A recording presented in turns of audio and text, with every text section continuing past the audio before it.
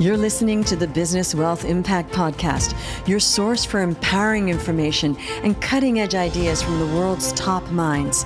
I'm your host, Jeanne Amlour, founder of seven-figure coaching company, Jeanne Amlour International.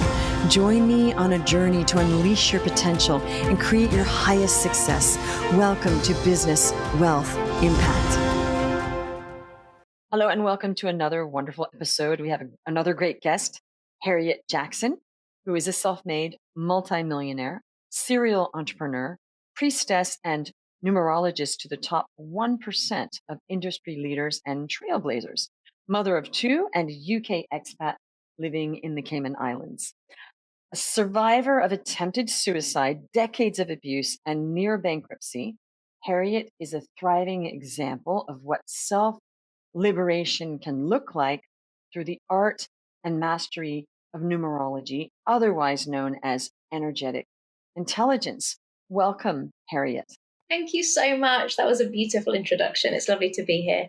Yeah, it's great to have you here. Okay, so let's dive right into this. Why is this what you do important, and how does this transform lives? For me, numerology and the energetic and emotional intelligence work that I do helps people discover who they really are, what they're meant to be doing in this world, like why were they put on this planet, what is their soul mission, and it helps them understand themselves in a way where they can alter their self-concept. And so they can really get clear on, okay, this is the way that I challenge myself. This is like my energetic predisposition. These are all the ways that I kind of getting my own way, self-sabotage. And these are all of my superpowers that perhaps I'm not using, or I've got a bit of a twisted perspective on that I can elevate. And then when we've got that real sense of who we are and what we're supposed to be doing, our self-confidence transforms, our passion and motivation and drive transforms, and people really start to like come out of themselves and do amazing work in the world. And for me, it's not just about, the individual becomes a great person, they do, but the ripple effect of that and how it impacts people around them. You know how important that is, right? Absolutely. And I believe all coaching is helpful in some way, and you're doing this in a very specific way. So how does that work when you work with somebody and you find out who they really are? What are some of the transformations that you've seen take place with your clients?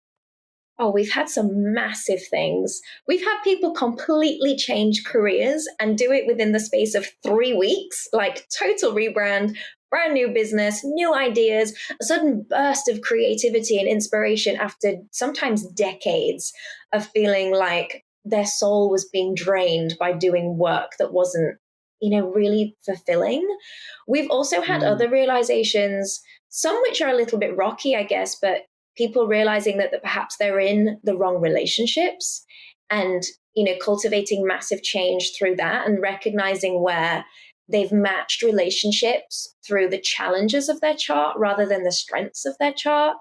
Financially, we've had people go from, making good money, 50, 60,000 a year to literally like 5xing that to 250, 300,000 a year, which has been wonderful. We've had so many millionaires come out of this work, which again is a real blessing to witness. For me, it's not just about the money, though. I've always said this: money is a byproduct of devotion, and the devotion piece is the devotion to figuring out who you are and what is in alignment and in integrity and in authority for you. And so something else that I really pride myself on with the Ask Harriette family, and I do like to call them family, is that we all share this value of integrity and inner authority and authenticity. So the products that are coming out of the Ask Harriette world are really steeped in those values. And that makes me really proud. And I think in the coaching industry space, especially, we need more of that in integrity, in authenticity. Yeah. 100%. That is one of the problems that I bring up all the time, is there's this facade of fakeness going on, and a lot of copies of fakeness, and just how a lot of the coaches are dealing with their clients. It's not, there's a facade going on of what they say they're going to do. And I think that who we really are should be transparent. And I don't mean that we have to tell everything that's going on in our family life on social media, because I don't agree with that either, because we need our own private life. However, it's peeling back all those layers is very important. I can see that you're extremely transparent. I can tell that by just speaking with you. I don't feel like there's this facade and there's something else. So I appreciate you for that. Thank Now, you. I'm fascinated. How do you help people figure out who they really are and who were they before they figured out who they really are? Because that begs the question. Yeah, great question. Okay, so the type of numerology that I do is based on the birth date. And so I just take your date of birth, that's all the information I need. And from that, I create a chart of 10 numbers, which is quite extraordinary for numerology because I think most mainstream numerology is one number or three numbers or five, but I pull 10 out of your chart. And from this, I can see through various combinations, right? It's not a case of, oh, you are an 8, so this means dot, dot, dot. I look at the 10 numbers and then I see how they interplay with each other so I can see who you are. And usually when I present this to clients, I mean, there's a mixed bag of responses, right? But some of them will go, oh my goodness, yes, that's me. And I'd never fully claimed it, which is amazing. Some clients go, I'm not sure. That's not really resonating. And then I'll go, well, does this resonate? And then I'll pull out all the challenge aspects of their chart and they go, yes, that's me. That's 100% who I am. And so often with numerology, there's this amazing, beautiful transition and transformation from someone who's operating from their energetic challenge into someone who is operating from their energetic strength. And the numerology chart is not biased. It literally tells us this is your energetic predisposition. You are predisposed to having these challenges and you are predisposed to having these strengths, but your predisposition is not a prescription. And for me, this is where it sits very differently to say human design or astrology, because that's very prescriptive. It's like, this is who you are. Whereas numerology is like, this is who you could be, but this is your like 100% fulfillment, self-actualization, self-concept potential, you know? And so then once you've got the awareness of it, it's kind of like looking in a mirror for the very first time and someone goes, this is who you are. Everyone has a mixed response, but there's no denying it. And I'll never forget my first reading when I was shown my stuff and I was like, I'm not confident. I'm not spiritual. Within 24 hours, I was like, wait, hang on a minute. Like the reading itself is an activation. It's so cool. Okay. Now, I actually don't believe in astrology. Okay. Okay. I'll just put it out there. And because this is my reasoning. What if you're a baby that is born a bit later than you were supposed to be born? Like, because something happened, or it was just a very long birth and you went from one date into another. Okay. Or you have a cesarean, so it's a planned birth. Okay. So if it's not a natural birth, it's changing your birth date, right? So that's what I never understood. I thought, well, wait a minute, they planned that date and they're going to go in for a scheduled C-section. If that baby had been born naturally, it would have been a different date, usually. Okay. So how does that's why astrology, I thought, well, that means that person is so much different because their parents planned the cesarean.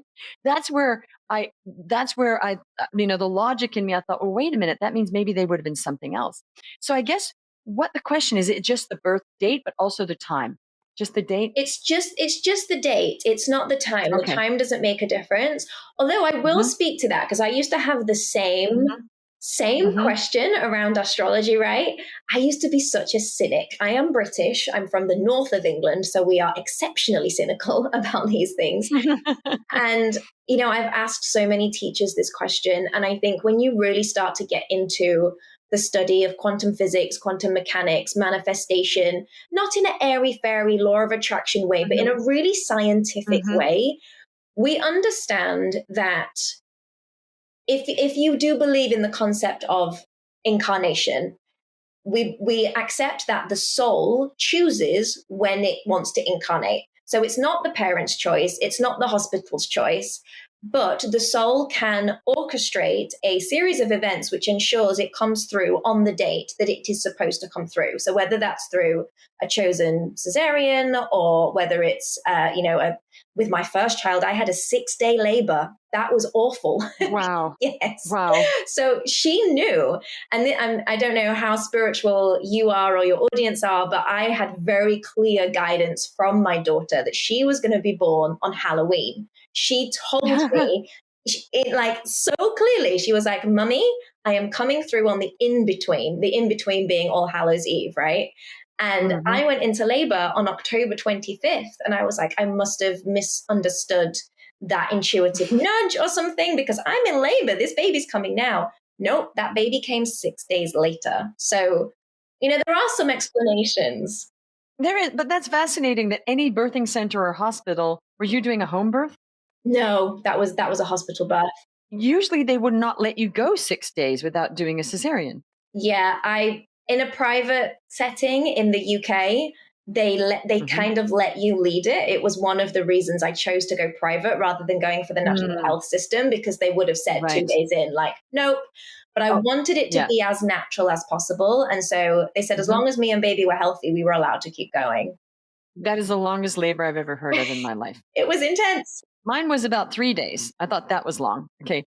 Yeah. Yeah, it was long. My actual labor was 45 hours. Okay. Wow. Yeah. A lot. So, yeah. But obviously it started before. Women are incredible. I have so much respect for women who birth children in any, like, cesarean, labor, any of it. Honestly, I think we are powerhouses. Well, actually, I had a home birth. That was a back labor with no painkillers. Oh, wow. And I did it twice. The other one was only 30 hours. She was easy on me. So that's why this whole thing of like, well, and the funny thing is my daughter was born on April 2nd. I guess she did not want to be an April Fool. Bless her. We joke with her about that. That's why you made me go through all that, because you were not going to be anybody's fool. Because April 1st here, do you have April Fool's Day in England? Yeah. Yeah. We joke. It's like, you definitely did not want to be an April Fool, so you waited till the 2nd. It's hilarious, actually. But maybe she was meant to be a soul too in numerology, so she had to wait until the 2nd. Who knows? We just joke about the April Fool. She's nobody's fool. She is nobody's fool, actually. Okay, so now let's get into the science of it, because you said it's quantum physics, and I'm curious. I'm genuinely curious about this. So the birth date, how does the birth date distinguish somebody's who they are? So it's like a barcode or a map, if you like, that we are born with, and each number that you deduce from the map holds a spectrum of frequencies. And this is another point of differentiation with numerology to astrology or human design, because the number 8, for example, is not just, and you'll see a lot of really poor numerology on social media, unfortunately, where people go, oh, if you've got an 8 in your chart, that means you're going to be wealthy. And it's like, well, actually, it doesn't mean that at all, because each number is a spectrum, and it's a spectrum of energetics, frequencies, and emotions. So at one end of the 8 spectrum, for example, we do have resource of power and wealth and abundance and powerful presence. But at the other end, we've also got fear, and we've got anxiety, and we've got someone who's got a terrible relationship with time. And there's a whole sliding scale in the middle. Bear in mind, when I look at a numerology chart, I'm now looking at 10 sliding scales. Some of those numbers may be the same. Some of the numbers have different relationships.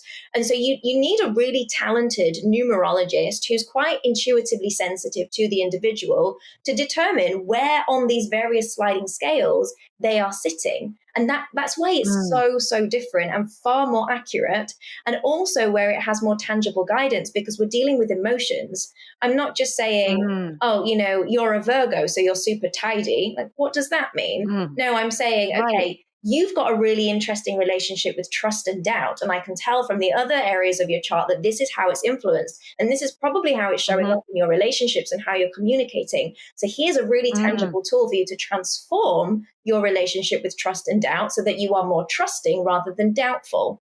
It's that kind of specificity, and it's emotional and it's energetic. So it's more specific to the human being. And you can have two people born on exactly the same day who have exactly the same chart, and I can give two completely different readings. Well, you would have to, because then there would be only 365 types. Right.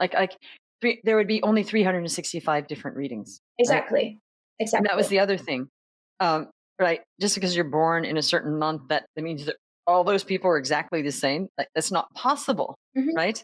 So, Exactly. okay. So now, what is the reading based on? Is it based on the number of the this I just want to put this out here. We created time. Human beings created the time. We created the Hmm. calendar with the sundial. Yeah. So before we had numbers, how would you have been able to do this with somebody if you didn't know the birth date? That means that in the old times, before time, before we created time, the concept, Yeah. they just had nothing to measure it by. Is that Yeah, pretty much correct. But it's the same with mm, anything that uses numbers as a measure. Until we had numbers, we had no measure. We couldn't measure the stars in right? the sky. We couldn't measure the weather. True. We couldn't measure distance. It's the same Mm-hmm. thing. Numerology is an older modality than astrology, and certainly older than human Mm-hmm. design, which is fairly recent. But Right. but numerology as a concept existed even before money as a concept existed. Mm, So in the trade days, we still had numbers, but we didn't have currency. We had numerology, but we didn't mm-hmm. have the concept of money. So it's Right. ancient. It's very, very Mm-hmm. ancient. But yeah, of course, humanity needed to develop itself to a point of intelligence and communication where it developed a numerical system and it developed Mm-hmm. a loose date system, which then, of course, became the Mm. Gregorian calendar. And then obviously calendars have Yes. evolved over Yes. time. We know that. But that's also Mm-hmm. something else that we take into account as numerologists as well. We can look at both. Interesting. So, what do you feel is dictating who somebody really is? Is it the date? Does it have anything to do with the planets and where they were, or is it just about the numbers? It's just Okay, about the numbers just about and numbers. yeah, Okay, just the numbers and interpreting those 10 sliding scales. So this is where interesting. you get the specificity. So it's not just there's 365 numerology charts. Well, there's more than Mhm. that because it's also the year that they're born as well. It's not just the date and the month, it's the year. Right, So actually there's a hell of right. a lot more. But beyond that, when we're looking at frequencies, and if you think about the human emotional scale, the range of emotions we can feel, and someone might say, oh, I'm angry, but there's so many different levels to angry. There's so many different Mm, frequencies to anger. And so if you think that the numbers in numerology are all directly connected to an emotional sliding scale, then you start to get a sense of just how many different variations and how accurate hmm. these readings can get because it's based on your emotions as a human being and how you are showing up and how you are responding, not on planets in the sky. Interesting. So, if somebody's not a talented numerologist, Mhm. then they could be giving somebody completely wrong information that would be misguiding them.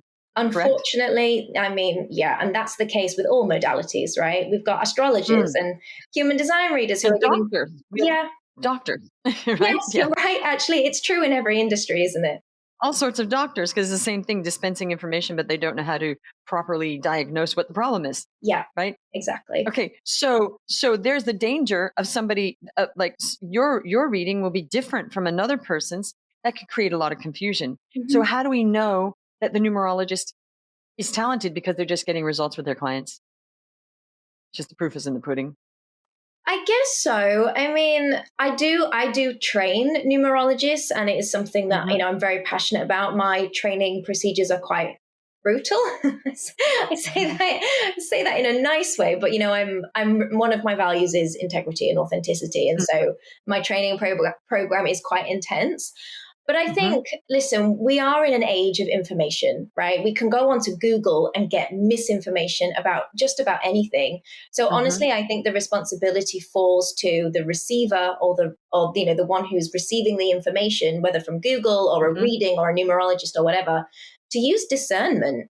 And if I'm Hmm. completely honest, discernment is something that our children need to be taught in school. Hmm. But our education system is just yet another example of a failing of the world where it's rife with misinformation.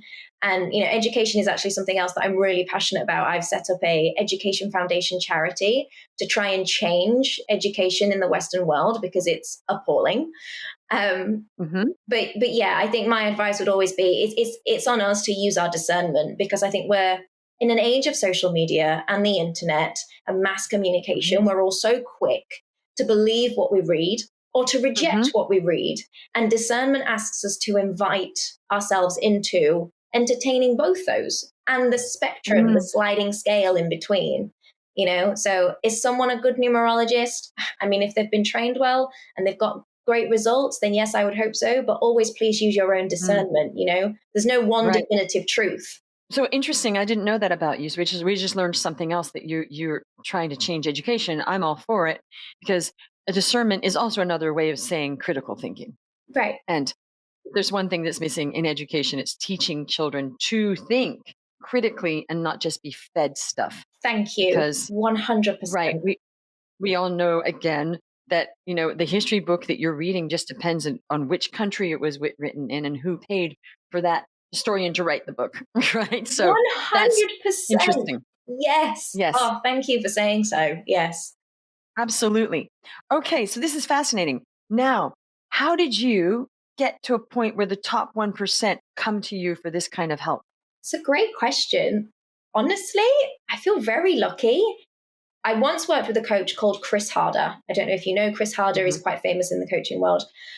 He once said to me, and he says it quite famously a lot on his emails and social media, your net worth is your network. Network.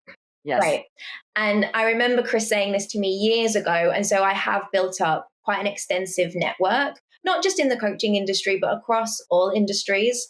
I've been in business for 18 years, not just as a coach, but I have lots of other companies as well. So those have facilitated lots of networking opportunities. I built my wealth quite young. So I found myself in quite prestigious, wealthy circles, just like through my bank and through various networking events. And so I've created social circles and lots of networks in lots of different industries.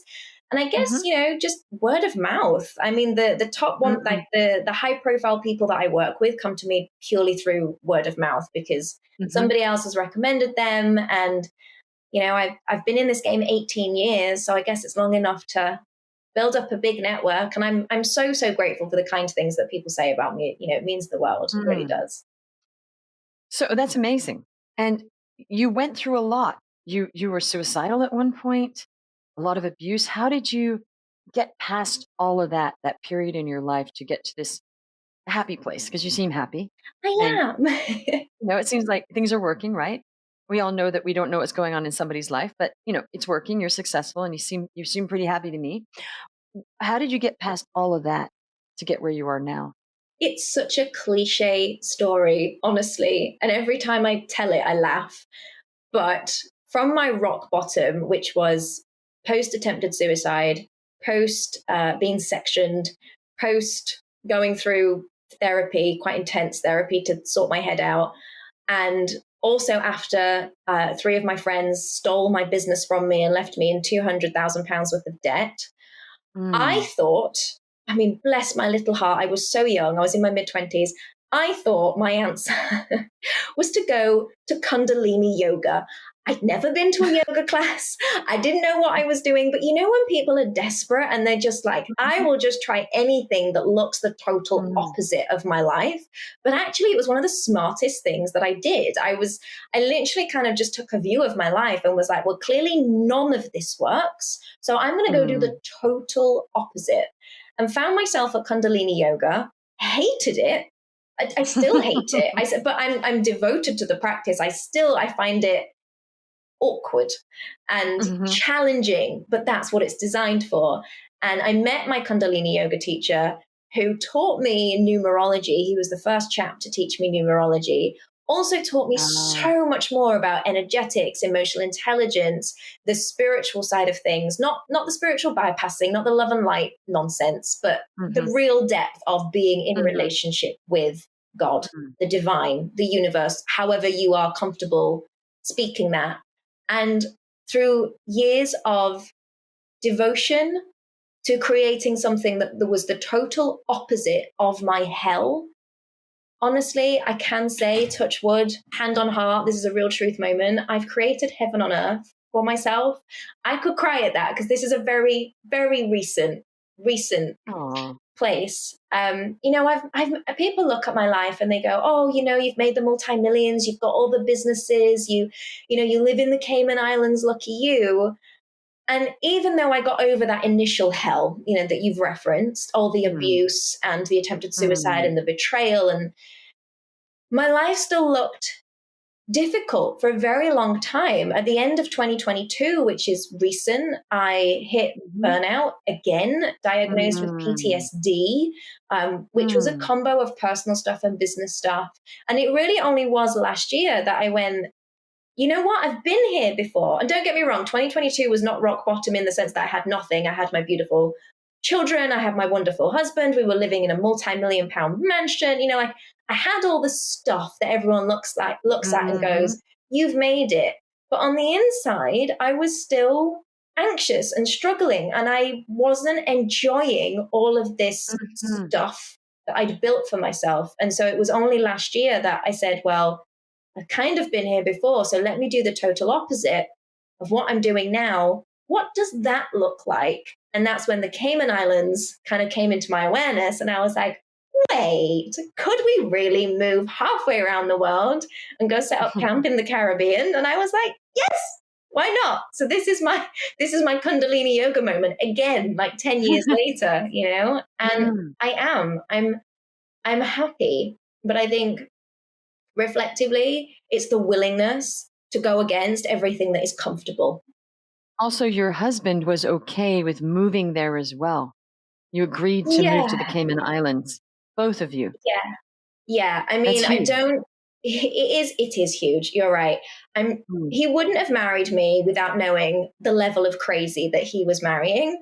So, he knew what he was getting himself into 100%. And I don't think he was that shocked when I first suggested it. But he did say, literally just a few nights ago, we were sat outside just watching the full moon. So very recently. And he turned to me and he said, thank you for bringing us here. Oh, so he recognized that was a great decision. Well, I loved how you said that, not just what you said, because that was so completely transparent. And I really appreciated that unveiling, because a lot of people think just because somebody has 2 nice kids, a husband, and a beautiful house, that they must be happy. But that's not what makes us happy. It's really not. It's our connection with ourselves and God and other people, and not being anxious, because being anxious is the opposite of happiness as far as I'm concerned. Right. And I've heard a lot of entrepreneurs say, I am scared every single day of my life. And I'm like, well, we want to push ourselves past that familiar zone, that what you're saying. That's so true too, is I'm doing this, and you made that gamble, and now you guys are in a good place for now, but you might have another one of those moments 10 years from now. Sure. Right? Yeah. Who knows? But thanks for sharing that, because I think it's so important that just because somebody's driving a Lambo or has a mansion or looks like they have it all, and you're obviously gorgeous, it doesn't mean that person's not hurting inside. 100%. 100%. And, I am open about my anxiety, because it is something that I don't like the word suffered with, because it feels victimy, but anxiety is just something that I have been consistently navigating since childhood. It started with bullying. That's really where like social anxiety kicked in. I was bullied from age 7 right through to 17, but even my years at university, I was bullied. And I don't know. I mean, I understand why from my numerology chart. I won't bore you with it, but anxiety and finding a sense of belonging with other people is something that I have. Yeah, I've just had to navigate. And the real sort of level of discernment, energetic, emotional discernment for me was: am I anxious because I'm pushing myself too much? Or am I anxious because I'm in my comfort zone in a misaligned way and I know I'm not actually meant to be here? So yes, good, right? That's exact. You just voiced exactly my dilemma. I was like, wow, that's the first person that ever understand. I actually have had again, I don't suffer, but I've had a relationship with anxiety for my whole life, probably. I wasn't bullied. It just, something. And that, I think of that, and I'm like, exactly what you said. Why am I anxious? because I get anxiety because I feel like I'm not doing enough. And then I'm anxious because of another reason. And it's that back and forth. Well, why? That was very well put. And I think that was really helpful for anybody listening who deals, I won't say suffer, who Yeah. deals with anxiety. And believe me, a lot of us do, because it's the number one thing in America. It's the Hmm. number one mental problem that people have is anxiety. And I don't know Yeah. if it's the whole world. So that I was think so well put. Thank you for that. my pleasure. No, I think it probably is. I mean, I think if anyone is brave enough to be vulnerable, they will admit that they have some degree of anxiety. Hmm. Everybody, because well, numerologically, we would say it's part of everybody's energetic makeup. It's just a sliding scale Hmm. as to how much we experience it, right? How much? And I Yes. think in our world, in the coaching, consulting, like any industry where we're required to have connection with another human being as part of our work, Hmm. we are going to be slightly more sensitive people. We're drawn to working with people because of our sensitivities, but because of our Hmm. sensitivities, we're going to be more prone to anxiety. And so then it really is that Hmm. discernment of figuring out what's causing it and why it's there and what it's telling us. And from that perspective, I do believe, even when I'm having my anxious moments, maybe not when I'm in them, but when I'm on just the other side, Hmm. I'm grateful for my anxiety. Like it's a blessing, because if Hmm. I can discern what it's Hmm. trying to tell me, I will move in the right Hmm. direction for me. So it's not a bad thing Mm. all the time. You know what has helped me a lot with that Uh-huh. is I have this motto that I am happy no matter what. And again, it's not the degree of happiness. I Uh-huh. actually have it on a post-it right here. Happy no matter what. I love And this. that has helped me, because it's not meaning Pollyanna. It just means, because gratitude's in there. I'm like, okay, this happened. I'm anxious. I'm this, but I'm happy no matter what, whether it's very happy, whether Uh-huh. it's slightly happy. It's not like pretending either. It's I Sure. will find the joy. I will find the gratitude no matter what. I And that has love helped me a that. lot with my anxiety. I Yeah. love I, that. And I what I know you it's simple. I find simple stuff that works for me, that people are like, what? That's it? I'm like, yeah, it works for me. It's just it's a touchstone. But anyway, it is. you've been delightful. I have another further question. Sure. What has been, again, it's fascinating. Human behavior fascinates me because I was an Mm. actress for many years. Okay. Oh, So wow. we are studying human reaction and personality and character the whole time from Yeah, the yeah. inside. So Uh-huh. obviously I'm fascinated. What is an example of a person who was living in a different way that wasn't who they really are? And what did they do to change to then be aligned with who they really are? Like, what were they doing that was wrong the whole time, that was not aligned? God, it's such a good question. Let me articulate this, just gathering my thoughts. So there is a difference, and it's subtle. Again, that sliding scale that we're always talking about. When we are children, we learn to operate from borrowed authority because we don't Hmm. have inner authority of our own. So we borrow it from our role models and our teachers and our peers and our older siblings. As we move through our teenage years and our self-identification years, and we explain this in numerological terms as well, these years running like 7-year cycles, we obviously start to experiment and play with our own self-expression. That's why we're all such a nightmare when we're teenagers, right? With the black eyeliner and the Hmm. like crazy music taste and whatever else. And then, of course, we move into adulthood where we're more prone to societal conditioning and societal projection. Mm. Projection is like a numerological phenomenon. I talk about it under the number 7, but I won't go into the details.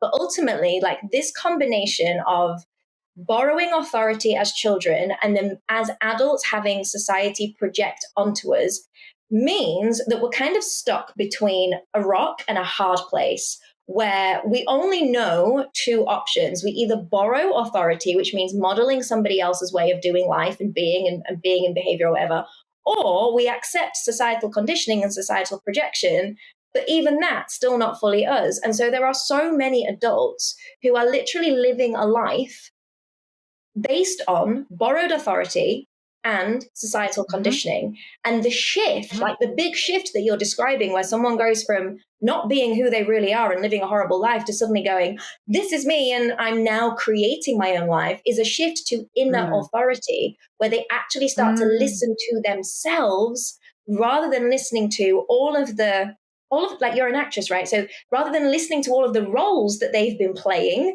up until that point, because that's just what it is. We're just putting on a role, we're putting on a performance that we've learned by modeling others, by borrowing it from others because we think it looks good, or from what society's told us we, should be doing.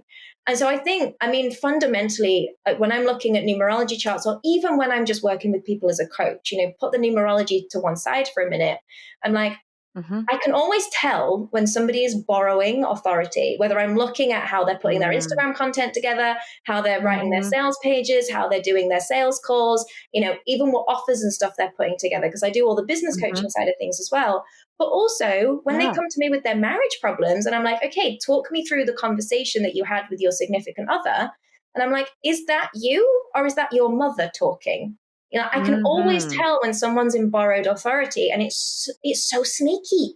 It's so sneaky because, of course, we learn by modeling. Yeah, of course we do. Yes. So there has to be a switch at some point in our adult life where we go, I'm not going to learn or accept by modeling anymore. I'm actually going to listen to the truth of who I am. And that's usually when people find me, because they go, who am I? I need some guidance here. Astrology is not working. Human design's not working. And I'm like, okay, let's give numerology a shot. Let's figure out who you actually are so you can stop borrowing somebody else's.